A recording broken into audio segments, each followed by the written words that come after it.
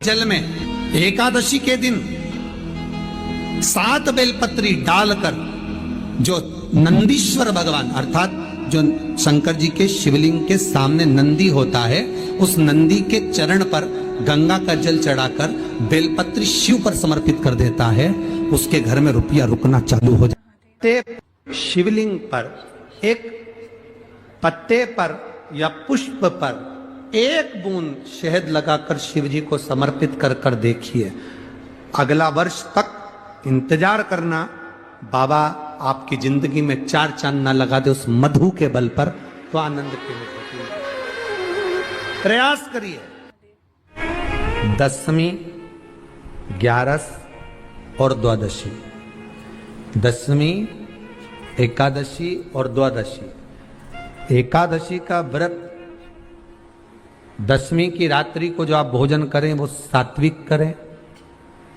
एकादशी के दिन भोजन ना करें, अन्न का भाग ग्रहण ना करें,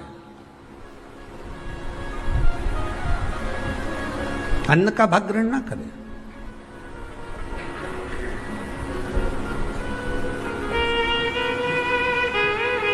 कितना सुंदर कहा है महाराज जी। यदि आपके यहां पर गौ माता है, आपके घर में अगर गौ माता विराज रही है,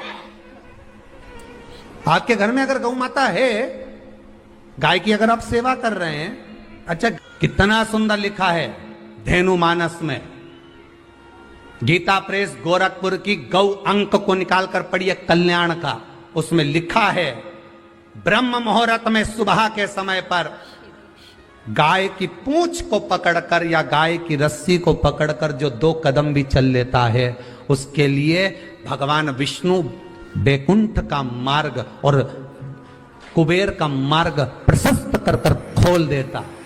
जरा पढ़िए, धेनु मानस को पढ़िए, गौ अंक पढ़िए, गीता प्रेस गोरखपुर का कल्याण का अंक निकाल कर पढ़िए कि गाय का मात्र रस्सी पकड़कर 2 कदम चलने वाले के लिए मार्ग प्रशस्त हो जाता है। एकादशी के दिन अगर आपका व्रत है तो आप भूलवश भी डब्बे में रखी हुई रोटी गाय को ना देते हुए कुछ थोड़ा सा फल, फलहार, कोई केला, कोई सेब, जो आप खाते हो, अंगूर, पपीता, जो आप ग्रहण कर रहे हो, उसका थोड़ा सा भाग आप गाय को प्रदान करो, आप गाय को दीजिए।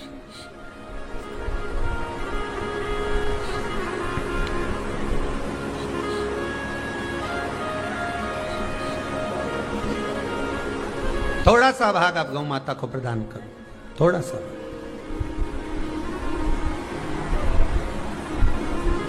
सारे व्रतों में केवल एक व्रत ऐसा होता है एकादशी का, जिसका उद्यापन पहली एकादशी पर भी कर सकते हो। सारे उद्यापन में केवल एक उद्यापन ऐसा होता है, सारे व्रतों में एक व्रत का उद्यापन ऐसा होता है, वो है एकादशी का। ये जरूरी नहीं कि 26 पूरी होगी तभी तुम करोगे, या तो पहली में ही कर लो या फिर 26 पूरी हो तब कर। पर उद्यापन अगर तुमको ऐसा लगे कि हाँ मैं अभी तो जीऊंगी हो, अभी तुम्हारा बाल भी धोला नहीं हुआ, तुमको ऐसा लगे तो अभी तो मैं तो बढ़िया, तो फिर भले मत करो। पर एकादशी का नियम कह रहा है, एकादशी का यहाँ 18 नियम में से एक नियम कह रहा है कि एकादशी का उद्यापन पहली एकादशी पर भी हो सकता है, पहली पर भी कर सकता है, तुम्हारा मन पड़े तब। क्यों? तो पहली पर करने से क्या फल मिलेगा?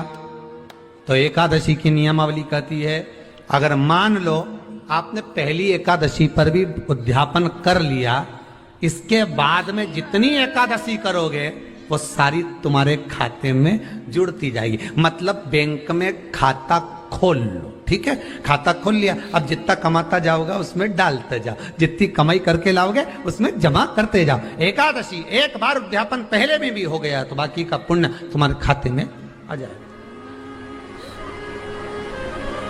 उसका पुण्य। एकादशी का उद्यापन बड़े महीने में माघ शुक्ल एकादशी के दिन, माघ का महीना हो, शुक्ल पक्ष की, जम के बोलिए एकादशी हो, प्रयास करना कि आप उद्यापन करें, भले 5, 10, 11, 12 जितनी एकादशी हो जाए, 26 हो जाए तो ज्यादा अच्छी है, नहीं तो आप करें तो माघ महीने की शुक्ल पक्ष की एकादशी के दिन आप उद्यापन करें। प्रयासरत करें, प्रयास करें। बड़े महीने के अंतर्गत जो उद्यापन, हाँ चतुर्मास के अंतर्गत उद्यापन नहीं होता एकादशी का, बहुत ध्यान दीजिए हमारा। ये जो सावन भादो कुंवर कार्तिक जो 4 महीना होते हैं भगवान के शयन करने के, इसके अंतर्गत एकादशी का उद्यापन नहीं होता, और इसके अंतर्गत उद्यापन करना भी नहीं चाहिए एकादशी। जब दुख आए, जब जब तकलीफ आए, तब एक बेलपत्र, एक दुर्वा, एक चावल का दाना, श्री शिवाय नमस्तुभ्यम का 108 बार जाप घर में बैठकर करना। हाथ में एक बेलपत्र, एक दुर्वा, एक चावल का दाना रखकर अपने दिल से 108 बार श्री शिवाय नमस्तुभ्यम घर में बोलो, और अपना जो पानी का स्थान होता है, मटका, हंडा, परिंडा, जिसको आप क्या बोलते हो यहाँ हमें नहीं मालूम, उसका स्पर्श कराकर आपके घर के नजदीक में जो शंकर का मंदिर हो, उस शंकर के मंदिर में उत्तर की ओर मुख कर कर वो बेलपत्र, दुर्वा, चावल का दाना शिव जी पे समर्पित कर दो।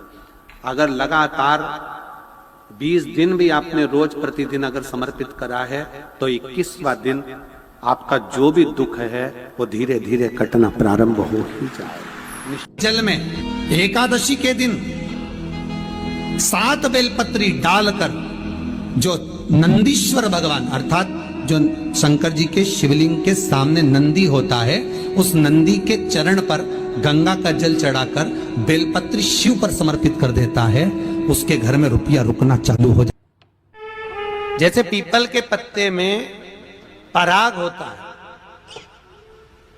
हमारा हिंदू धर्म, हमारा शास्त्र कहता है, हमारे शास्त्र, हमारे वेद डॉक्टर वर्णन करते हैं कि पीपल के पत्ते को अगर एकादशी और द्वादशी के दिन एक तांबे के पात्र में गला कर रख दिया जाए और उस पानी का आचमन 3 बार करा जाए, तो जिसकी नाड़ियां चोक भी हो जाती है, डॉक्टर बोले इसका बाईपास करना पड़ेगा, उसको केवल 3 आचमन पानी एकादशी और द्वादशी को पीपल के पत्ते का कराया जाए तो अंदर की नाड़ियां भी खुल जाती हैं। पीपल के पत्ते का इतना प्रमाण हमारे विष्णु पुराण में वर्णन है। आज भी मेरी माताओं से निवेदन करूंगा, यहाँ पर जितनी बहन बेटियां बैठी हैं और आस्था चैनल के माध्यम से पूरे विश्व की जो माताएं कथा सुन रही हैं, फेसबुक यूट्यूब के माध्यम से जहां आप लोग कथा श्रवण कर रहे हैं और लाखों की संख्या में पधारी हुई सारे बहन बेटियां अगर इस कथा को श्रवण कर रही हैं, तो अपने भीतर उतारना, जब जब तुम्हारी जिंदगी में दुख आए, जब जब तुम्हारी आंखों में आंसू आए, किसी से जाकर मत कहना कि तुम्हें ये दुख है, एक चावल का दाना लेकर जाना, अशोक सुंदरी का स्पर्श कराकर भगवान शंकर के शिवलिंग पर आखा मतलब टूटा हुआ नहीं, पूर्ण अक्षर शिव को समर्पित करना। ज्यादा से ज्यादा 8 दिन, 15 दिन, 20 दिन बाबा को चढ़ा कर देखना, तेरी आंख में आंसू नहीं रहने दे। एकादशी के दिन बन सके एक बेलपत्र, उस बेलपत्र के मध्य भाग में बीच वाली पत्ती पर लाल चंदन और दोनों पत्तियों पर पीला चंदन, नीचे वाली दोनों पत्तियों पर पीला चंदन, बीच वाली पत्ती पर लाल चंदन और दोनों पत्तियों पर पीला चंदन, और इसी बेलपत्र के साथ में जो लाल चंदन वाला जो पत्ती है उस पर एक श्वेत पुष्प, सफेद फूल रखकर आप अपनी कामना कर कर, जब आपको जल चढ़ाते चढ़ाते 3 महीना, 4 महीना, 5 महीना, 6 महीना आपके हो जाए और बाबा देवाधिदेव महादेव को जल चढ़ाते चढ़ाते समय बीत जाए, तब बाबा से अपने दिल की बात कहने के लिए लाल चंदन, सफेद पुष्प, पीला चंदन दोनों पत्तियों पर अपने हाथ में लेकर कामना कर कर अशोक सुंदरी वाली जगह पर जब हम उसको समर्पित कर, अशोक सुंदरी वाली जगह पर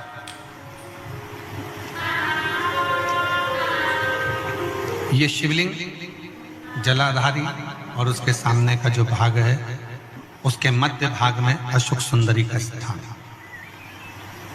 बस इसी स्थान पर बेलपत्र और श्वेत पुष्प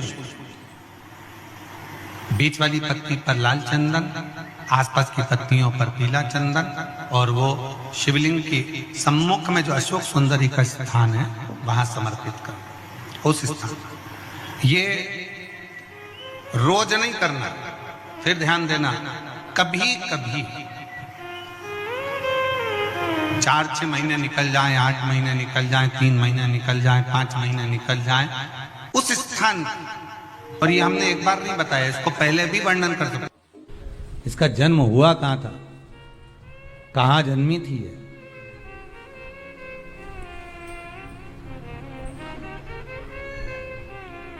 इसका जन्म स्थल है कहां? और अगर मान लो जन्म स्थल एकादशी का है,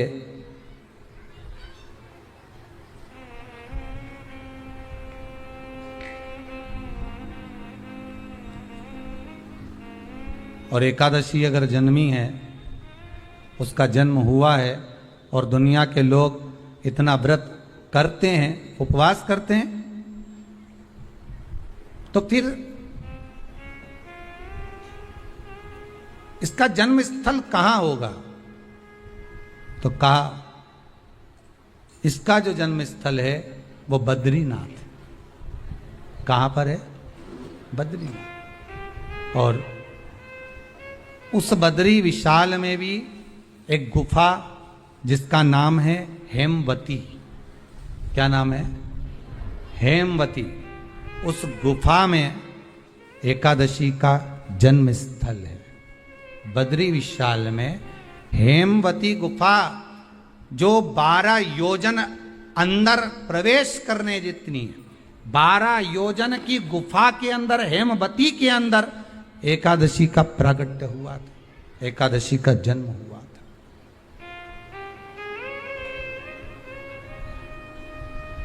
अब तो बता सकते हो ना कि कोई पूछे कि राम जी का जन्म अयोध्या में हुआ, भगवान कृष्ण का जन्म मथुरा में हुआ, और कोई पूछ ले आपका जन्म कहां हुआ, था अपन कह सकते ना सीहोर में हुआ हमारा।